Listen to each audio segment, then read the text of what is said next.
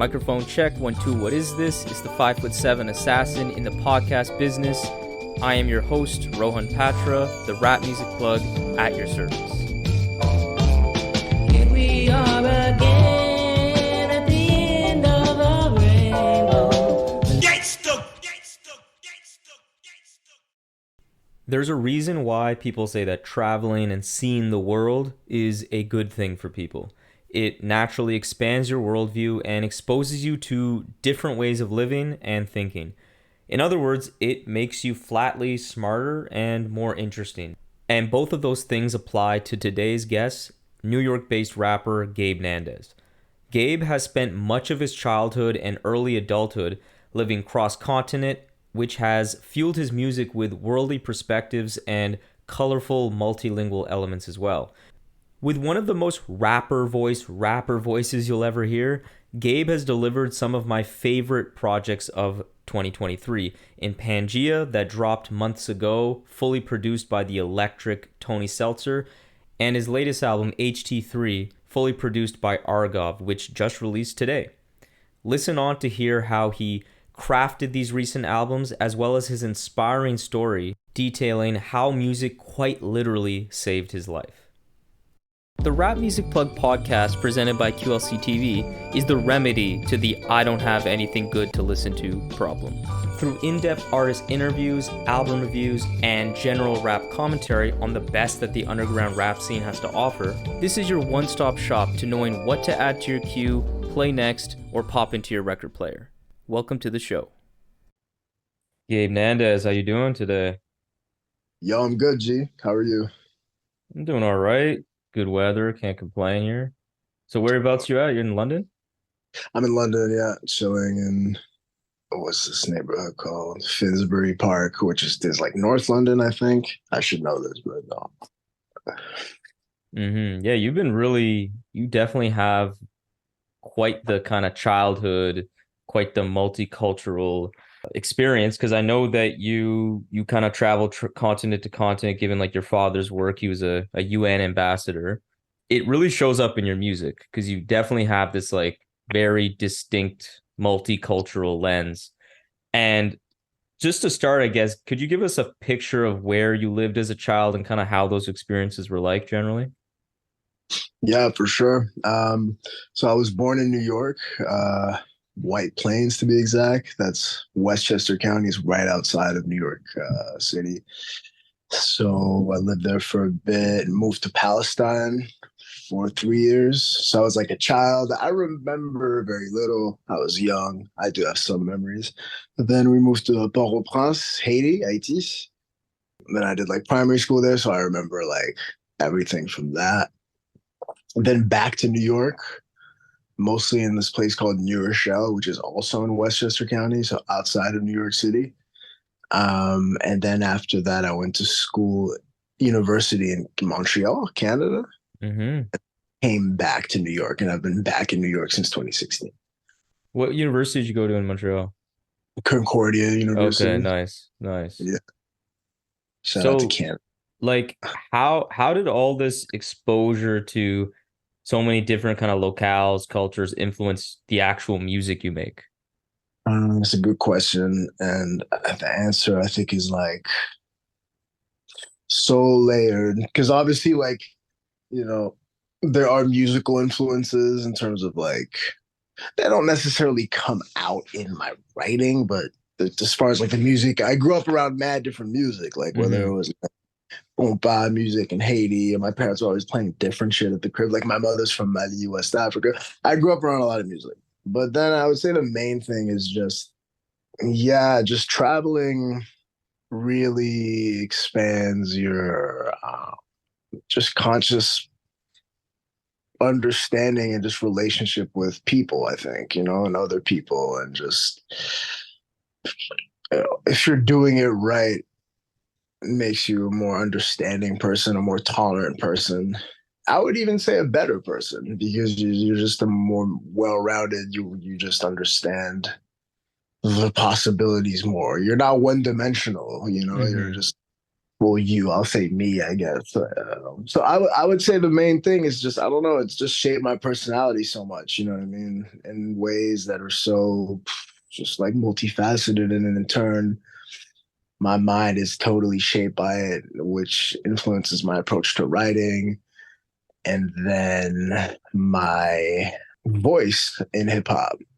It's kind of like goes without saying that this shaped you, the music you make, because it shaped you. It's Yeah, like exactly. it's not just like you went on one trip and you're like, how did that trip in Bahamas like treat you? Like it's been like ingrained in you, which makes sense. I definitely feel like it's a trademark of your music though, because I think of I put you in the category, roughly speaking, of just like artists like a Mock Hami, Billy Woods to an extent, to where they they often bring such other non-North America specific or centric ideas.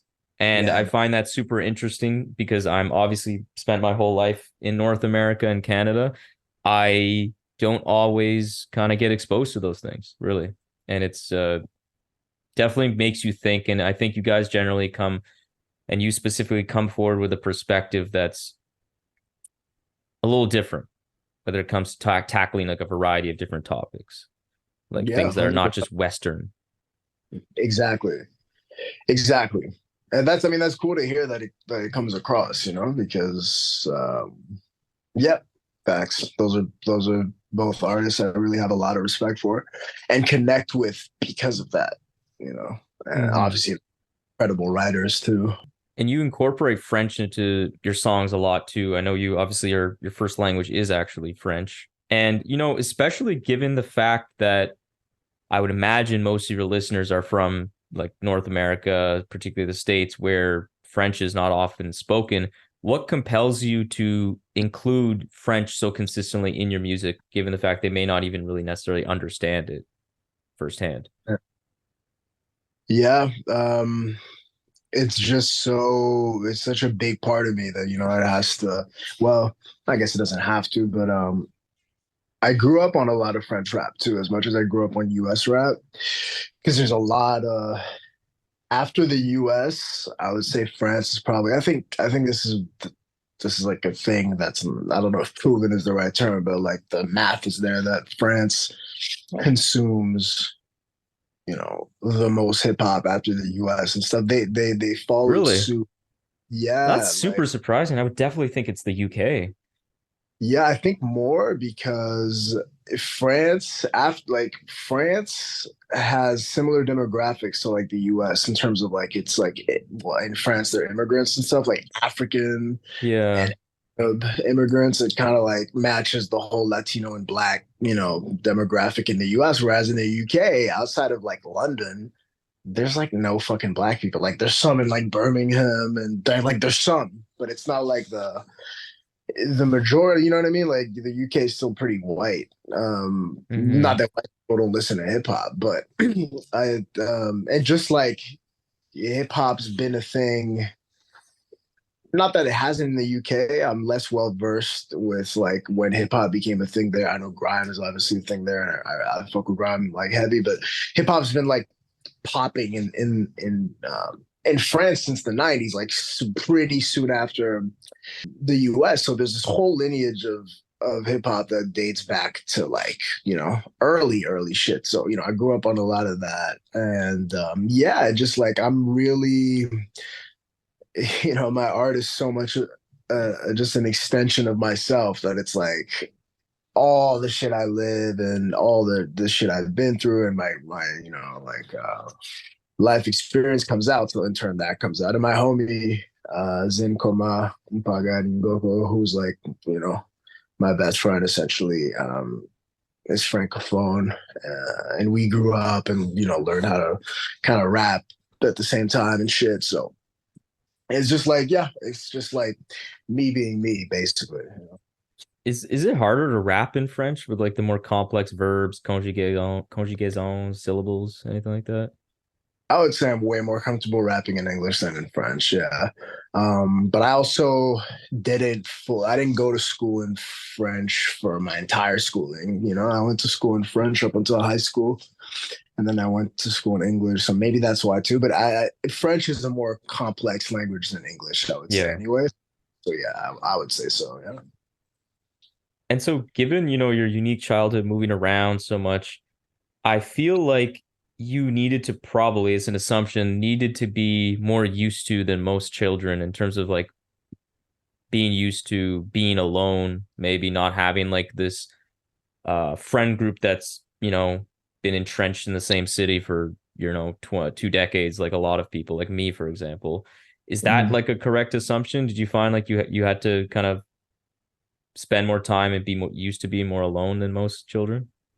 Yeah, for sure, definitely, definitely. In some cases, maybe a bit like when I was in school in Tanzania in high school, I was like maybe a bit less so because it was an international school, so that ecosystem you do have people coming in and out quite Yeah. often. At first, I would,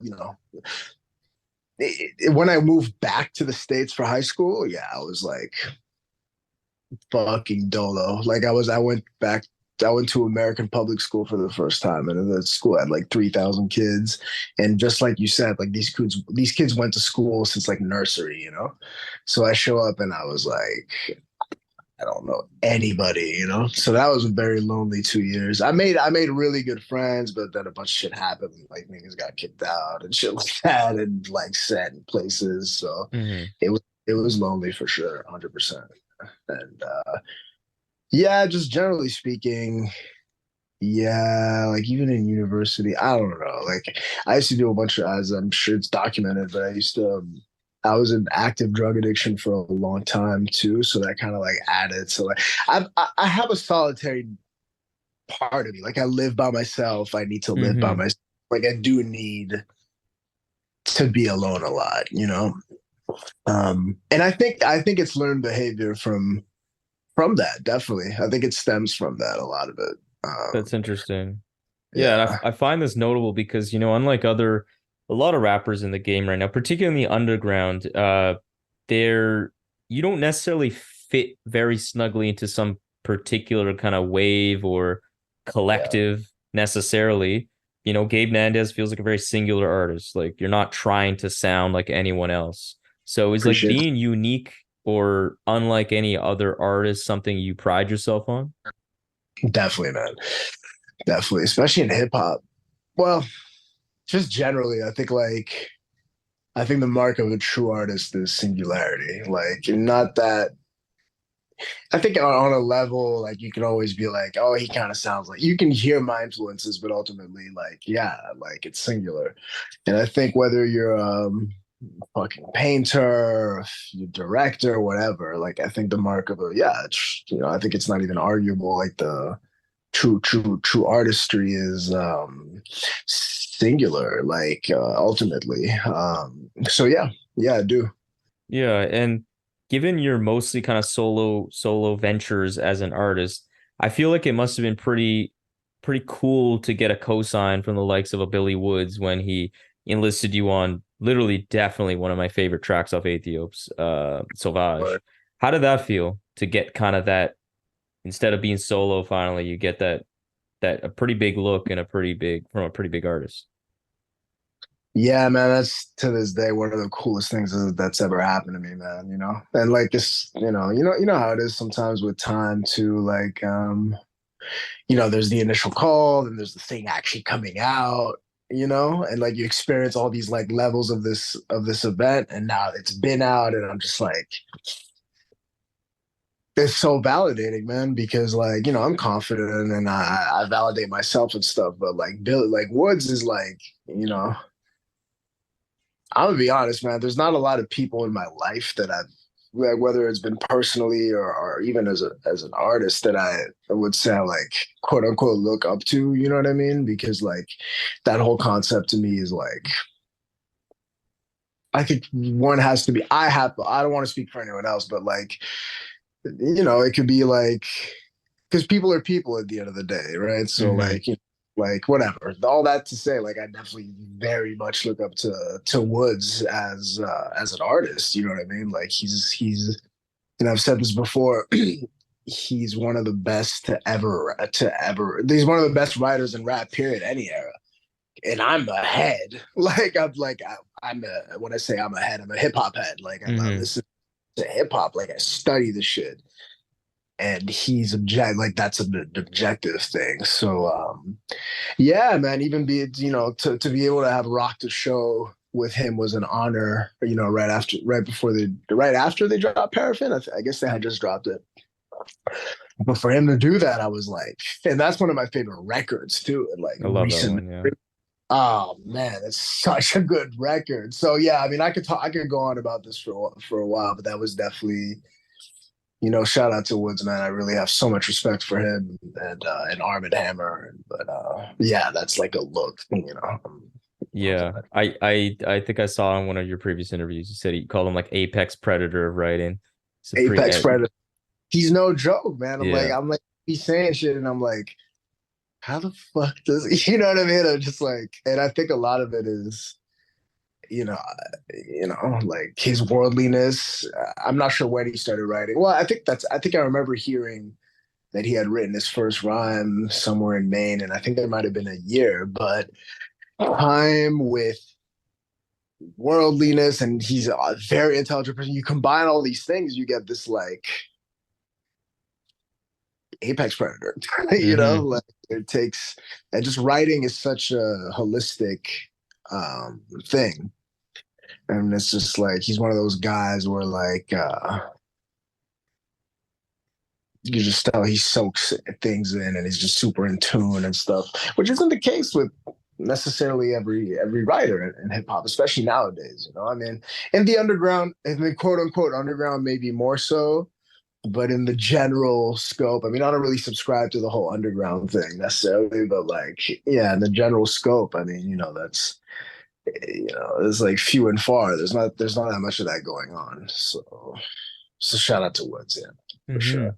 You said something interesting as you were speaking before just now about how wherever possible, you're definitely always making an attempt to validate yourself and not take the validation or depend on the validation from others to feel confident, etc. How do you go about doing that?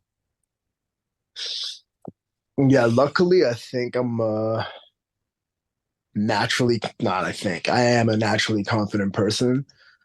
A lot of it comes from how grounded I am in my purpose.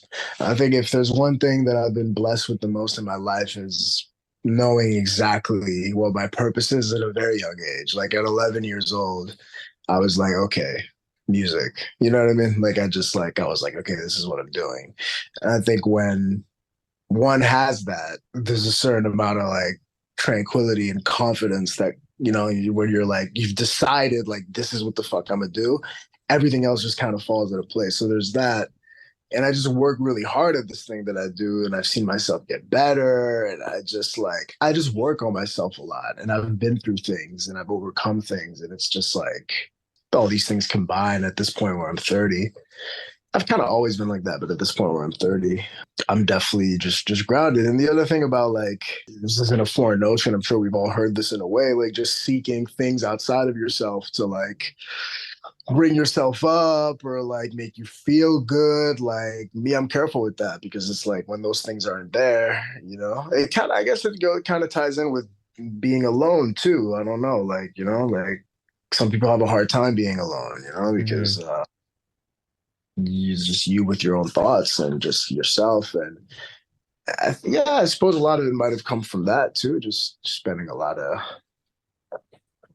time kind of dolo or feeling alienated. I just had to rely on myself for a lot of shit. Like my parents always provided for me, so not like financially. It's not like I was like on my own or no shit Yeah. like that sense, but just like psychologically and emotionally and stuff. I love that being grounded in your purpose. I think it's actually very relevant to what kind of has been on my mind recently for like based obviously from like a complete different perspective, personal things I've been challenged with recently. I've been thinking this idea that's similar related to like I feel like if you are not clear on like who you are and your and like what you value and what you don't, it just causes this like consistent conflict. And it's hard to be confident and like know when and acknowledge things that like, hey, okay, I'm this is a weakness, I want to work on it versus this is just something I'm not, and I don't need to let that like bring me down. Like someone thinks this of me, well, it's not even who I am, so it doesn't matter. That's a hard thing to do if you aren't actually clear on your purpose and like who you are. So it's really good that you've been able to have that at such a young age. 1,000%. That was really well said, and that's exactly it. I've observed it in people. Like I've observed what you said in people, and like that came to that conclusion through seeing other people struggle with this thing that I've never really struggled with. It's never really been like, that clarity's always been there. That's why I always say I think that that's like the biggest blessing I've ever had is just having that, because it's just centered. Yeah, and so you touched on it a little bit. Like what was that inspiration that got you to pursue rap, pursue music at such a young age? What got you into that? I saw like Jimi Hendrix and like Rage Against the Machine and like Nirvana, and I was like, dude, I want to play guitar.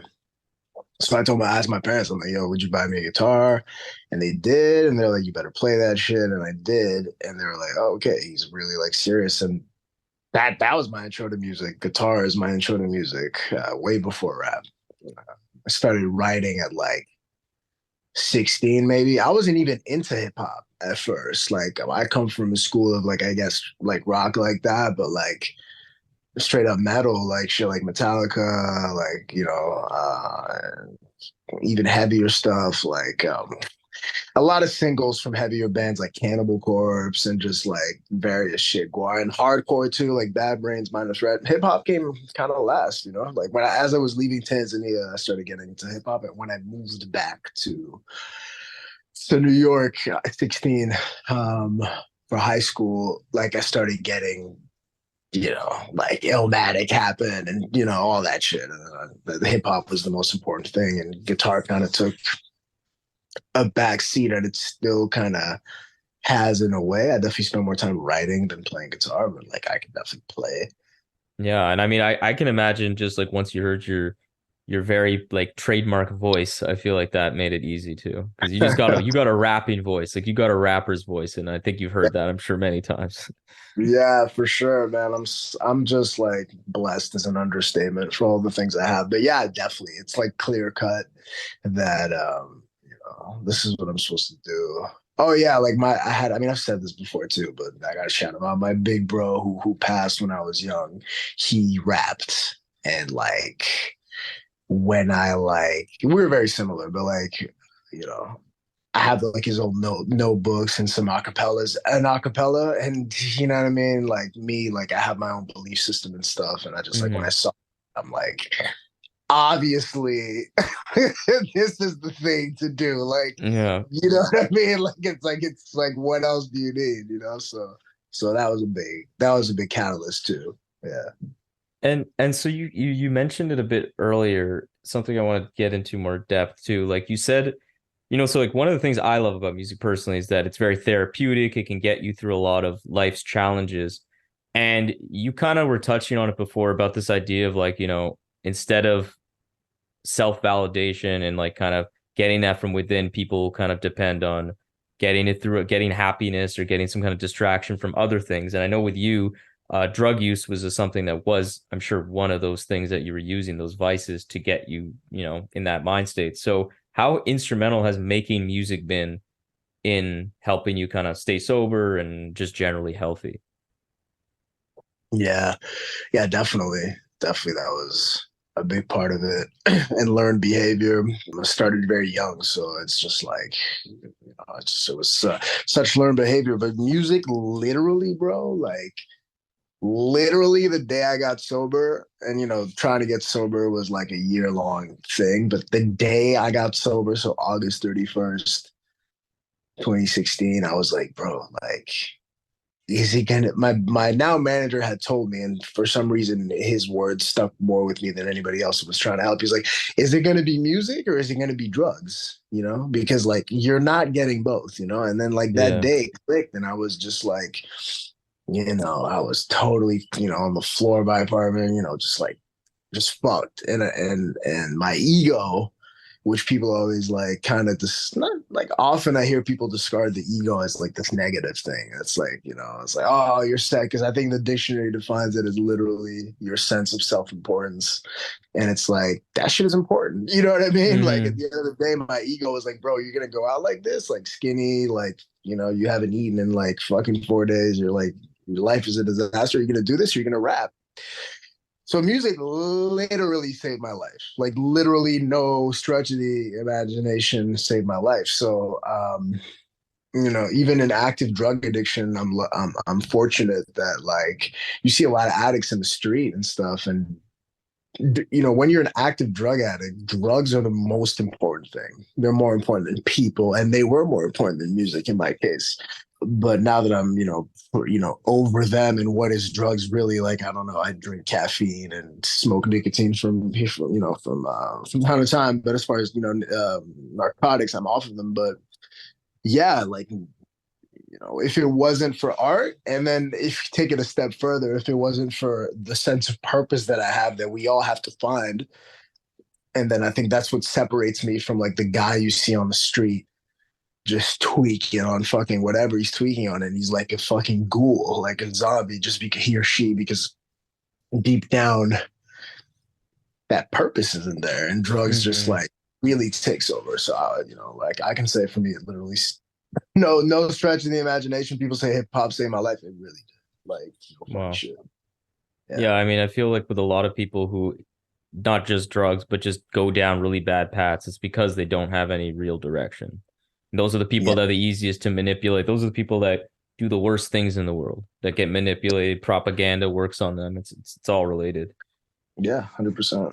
And like your last album that you just dropped earlier this year, that precedes the one we're going to get into at the end of this conversation, Pangea. I really fucking love this record. I think the Yo. the ebb and flow, the energy, booming bass, some bangers, and then also some like quieter joints, like on that track Trust. Love that song. I think you showcased Yo. a lot of different styles. Like I think the variety was something I really picked up on, and the one of the ways that was supplied was through like working with one of the hottest producers in the game, Tony Seltzer. Yeah. I've become such a big fan of his. Talk to me about what you love the most about working with him, and just like what do you love the most about a Tony Seltzer beat? Yeah. Shout out to Tony, man. I guess the main thing is that like I've known Tony since college, like me and Tony worked together when he used to go by Young Gutted. And this is like 22. This is like 2013. This is like 2014, man. So I've known him. That's my fucking homie. And he's just like such a good dude. He's hilarious. And obviously he's extremely fucking talented. So that's number one. I can get in the studio with Tony and, like, oh, change, I don't like this. Oh, that's dope. Like, that conversation is like easy to have because we're friends. Mm-hmm. That's really important when creating. Not that I have an issue being honest and straightforward with someone I don't know as well, but like when you know the person, it's much easier. And Tony, he can do fucking anything. So it's like, yeah, for him to know what I like and what school I come from. Yeah, but Tony's drums, like his drum pack and like his bass, as you know, the more you listen to him, that's like you can tell when it's Tony. You're like, yeah, that's Tony Seltzer beat. So I just like the fact that he has like a super, super, super trademark sound, because there's a lot of the same production going on in rap. Like there's a lot of like, in any lane, whether it's the like sampled like dusty shit lane, or it's like that lane, or like the future lane, it's like, yo, shit be sounding the same.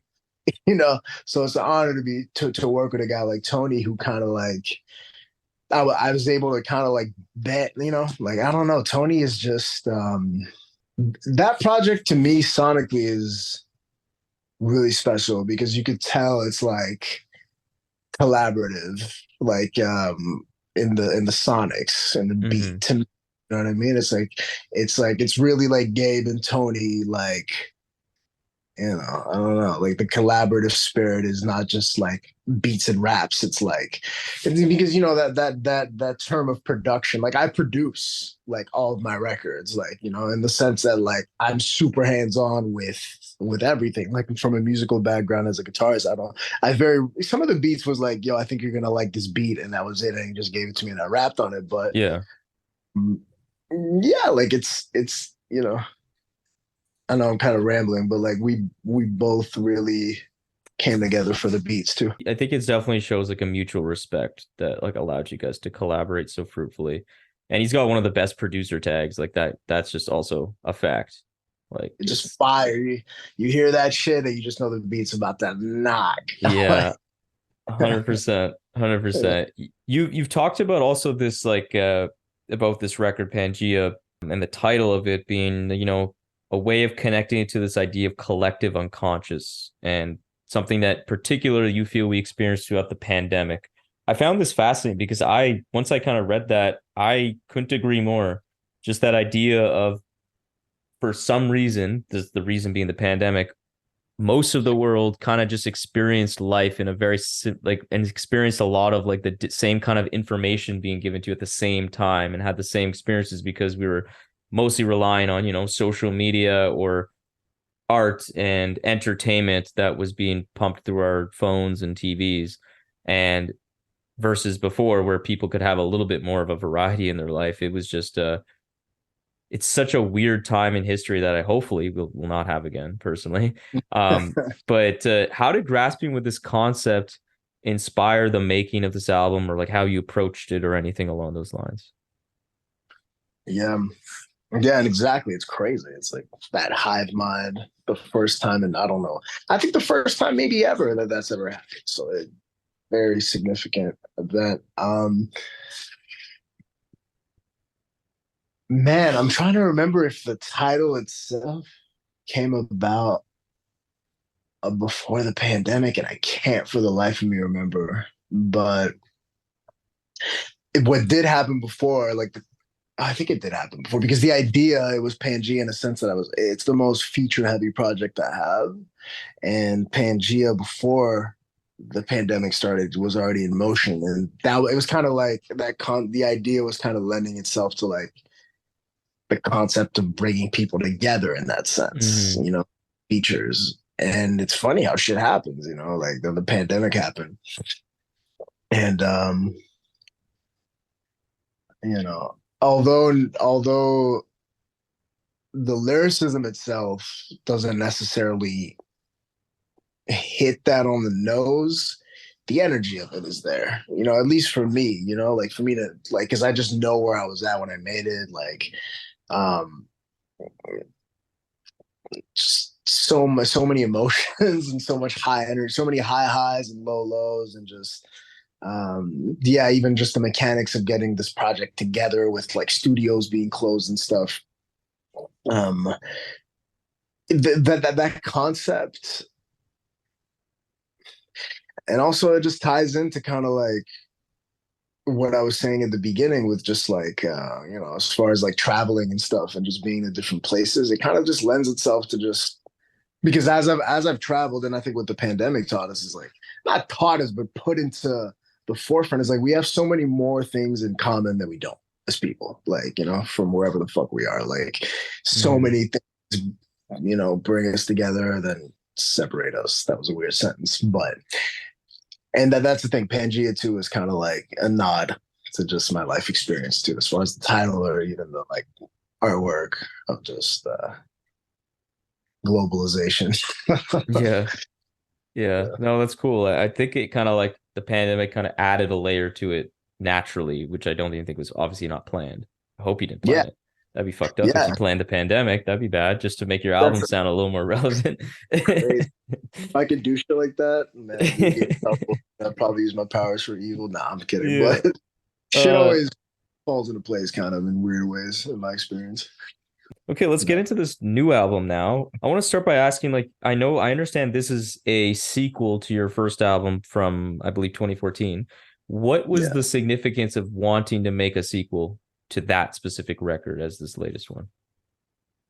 So the main thing were the Sonics. I haven't rapped on this kind of production for a fucking while. Just like the, for lack of a better term, boom bap. That fucking term makes me laugh. It's so played out, but like it's so played out to me. But just like samples and argov. Shout out to argov. Like huge shout out to argov. Some of the first few beats he sent me, and he sent me so many. They have this like mystical kind of like just chamber to them, and it just reminded me of that record. And I was working on it, and that was the first thing. Then I actually already had the album art, and it kind of just, I had a day where like it all fell together. I was working on the music, and I was like, wait a second. And I went to see his drawing, and I was going through a lot at that time, and shit was just flowing, and it just reminded me of the state of mind I was in when I made that record. But mostly the Sonics, mostly this lane, then this bag that I'm back in actually for the next few records of just like, and this bag that a lot of people are on in the quote unquote underground. Because like you said, like well, like we were saying before, like I don't really have a lane necessarily, Hmm. like very much like, yeah, like it's just very much its own thing. Like it's not really placeable too much. Same with like my Grow VP or even like Diplomacy, my first full like it's just kind of things are all over the place, not in a bad way, but this is just more straightforward. It's definitely like a more artistic choice, like this record and the Yeah. following ones. Gabe is rapping on, again, for lack of a better term, boom bap shit. You know what I mean? And what inspired you to connect with Argov specifically to kind of supply that sound for you? He hit me like I was wrapping up the project before that, and he hit me. He sent me some joints, and I was like, "Yo, these are fire. I'm working on some shit right now. I'll get back to you." And then I was done working on all the shit I was working on for Candace Caskets, I believe. I was working on that, wrapping that up. And yeah, I was just going through my computer one day, going through shit people had sent me, and I was like, "Oh yeah, Argov had sent me some shit," and it just clicked. I sent him like two or three joints, and I was like, "Yo, this is what I'm trying to do," and he was like, "Let's do it." For sure, he was down. Yeah, I think the blend of soulful sampling, the drums, I just think the grooves are sick and there's so much ear candy. I love some of the sample choices you chose. And it does have that esoteric vibe too, kind of like mystical, but also kind of pretty bright at times too on this album. Definitely, and like you said, esoteric. That was like, yeah, that just took me back to that record because it was just like, this is the bag I was in. And yeah, Argov is, his ear for samples is like, he's special. He's really, really, really, really special producer. He's a great guy too. And yeah. Yeah, and you had said in a previous interview with I think Passion Weiss that you said like when you're rapping on drumless or boom bap shit without the 808s, the lyrics are deeper. And you Yeah. said you were gonna go on some Philosopher King shit on these next joints. So I think this is one of the next joints. And I can definitely hear a bit of a different layer being peeled back on HT2. Talk to me what those kind of Philosopher King type ideas that you were trying to put forward on this album in the lyrics. The first record is named after this ancient seer that is prepared, like credited with like the invention of alchemy. Hermes Trismegistus, I believe I'm pronouncing that right. That's what HT stands for, which actually comes from the Egyptian god Thoth, with like the head of an ibis. You might have seen it. Might have seen it's like a god with it's like a bird. He has like a bird head. The Hmm. scribe of the god, like the patron saint of the arts, basically, who's been like repurposed in Roman and Greek mythology and cross culturally. There's always one of these gods. Anyways, there's this book, this work called the Corpus Hermeticum, which I was geeking out on when I wrote HT, and that's why I named it that. And yeah, I draw a lot of influence from like old occult, just philosophy, just texts and art. So when I'm on certain production, that shines through more than on more like dancey shit, like some like a Tony beat, like, because I just don't think it's the place for that, right? So it's Hmm. like when more spacey, like I guess minimal, less busy, less like there's just more like more room for vocals to do things. It just naturally does that. Yeah. Yeah, I love the just the clarity of your ideas a lot here, especially like I think a favorite part of mine was those. I don't know if it was the last verse. I think it was still kind of just a long verse, but the last set of bars on Wolfpack 7000. I Yeah. thought that was especially captivating. I feel like you said a lot of things that I feel like I really needed to hear in this particular moment. So I really think that was a standout. That's what's up. I'm glad to hear that. Yeah, that's definitely one of my favorite joints on there. Yeah. Yeah, and I just love generally how multi-dimensional the record is. Like you're introspective for sure, but you also just kind of like dazzle with like lyrical, your lyrical style. You have some food for thought. You also got some romance focused tracks. I think something we talked about offline here, like Yeah. Cortado. I think that's like one of my favorites. Just really, I just love the beat. The lyrics were pretty damn romantic. It was nice, man. Really nice track. Yeah. Thanks, man. That's one of the first ones I wrote. Yeah, I got my heart broke fucking bad, bro, during this record. And it's like I guess it's showcased in a section of it, like two songs. But the like aftermath of that inspired the whole record actually too, in terms of like the catharsis that comes from writing. Like it was almost never clear to me just how therapeutic this shit is to me, because it's like without writing during that like heartbreak I went through, I would have been in a bad spot. But she was just flowing, man. I was writing these songs like it was fucking nothing. Like it was too easy. I was just like, this is fucking a piece of cake. But yeah. Yeah. No, I'm really happy with the record. It has variety to it. Yeah.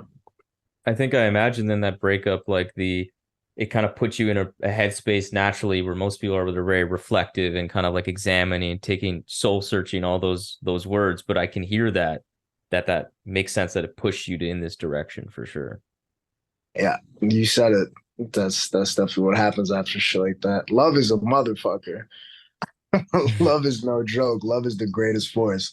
And when it decides to just flip you on its ass, it's like people jump off of buildings, man, as you Hmm. know, like it could really 360 your whole shit. So, yeah. Do you feel like this is because I would say this is probably a pretty complete representation of like the versatility of your artistry. Like, would you agree that this record's like the best encapsulation of that so far?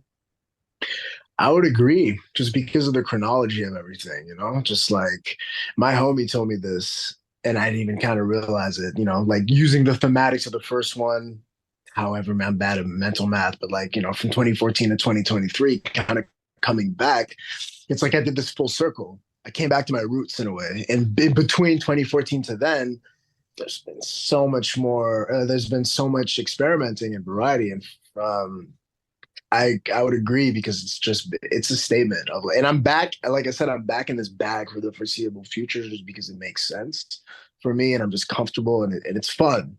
Not that Hmm. it's all about having fun, but like I don't know, it just feels right. But yeah, if we go forwards from my first joint or backwards from this one, yeah, I would say it's pretty strong testament to the versatility. Yeah. And so before we wrap up, like just want to give you a chance to, spotlight any upcoming current projects, merch, tour dates, anything you want to shout out.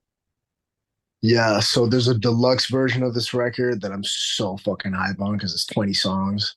Mm, And because I cut a bunch of songs. Argov sent me so much shit and I wrote so much. So some new features and stuff that's gonna come out like early November or something. mm. And then I'm working with this producer Wino Willie. You might know him. Yeah. Yeah, we got a record together, so that's gonna come out Nice. next. And then I got another record after that with a top secret producer, but I'm really excited. I like when that's announced. I think motherfuckers are gonna be like, "What?"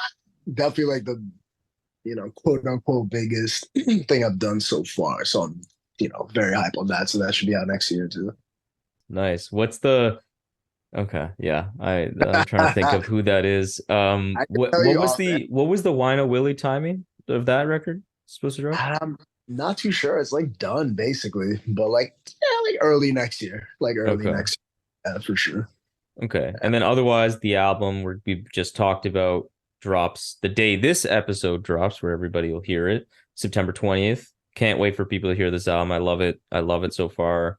And I appreciate you just sharing part of your story and how you approach your craft. I think you're doing things the right way. And I just really wishing you all the best.